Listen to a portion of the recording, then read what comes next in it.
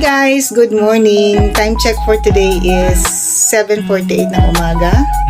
Today is October 19, 2023 and can't wait to share to you this experience kasi wala ito sa plano. Usually kasi pagka umaga, pag naka-break time ang asawa ko sa New Zealand, tumatawag siya. And then today, this morning nga, anong oras ba ngayon dito sa Pilipinas? Or kanina, mga 6, 7, 8, 9, 10, 11, mga pa-break time na sila, pa-lunch break na sila. Actually, kakatapos lang daw nila ng lunch. Kaya naglakad-lakad at tumawag sa akin. And then sabi niya tumawag daw siya dahil nakakita nga siya ng puno ng orange.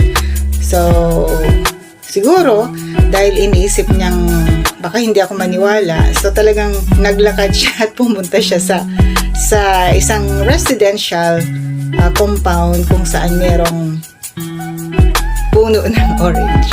So papakita ko sa guys ang kanyang journey sa pagkuha ng orange.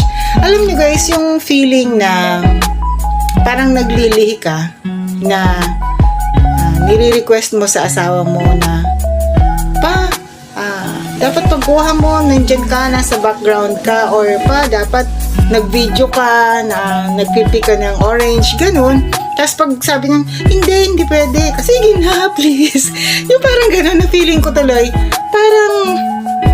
para akong nandun sa stage ng naglilihi, na sige na, please, kuhanin mo na yun para sa akin, ganun. So, since mabait naman ang asawa ko, ginawa niya yon. And, kumuha nga siya ng kasi nung una sabi niya, hindi, nakakahiya naman, walang tao. And then, nabigla na lang ako na tumawag ulit siya, sabi niya, nandito ako sa sa sinasabi ko sa'yo na may puno ng orange. Sabi ko, ba't bumalik ka? Sabi niya, may tao na, so nanghingi kami. So, heto guys, panoorin natin kung ano yung pinagagagawa niya at nang kasama niya sa New Zealand habang sila ay naka-break time mode. Panoorin po natin.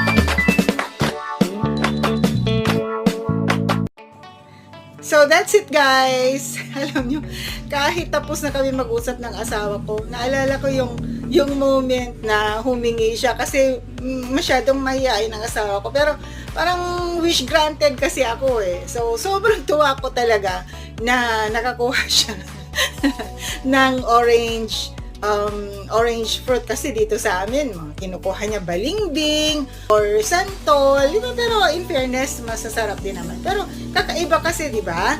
Kakaiba pagka nandun ka sa ibang bansa and yung ginagawa mo or yung dati mong ginagawa na kumukuha ka ng mga prutas dito sa Pilipinas, ginagawa mo din sa ibang bansa na although it's against your will but you're happy kasi iba yung kinukuha mo this time, orange. So thank you guys, thank you so much for watching. Bye.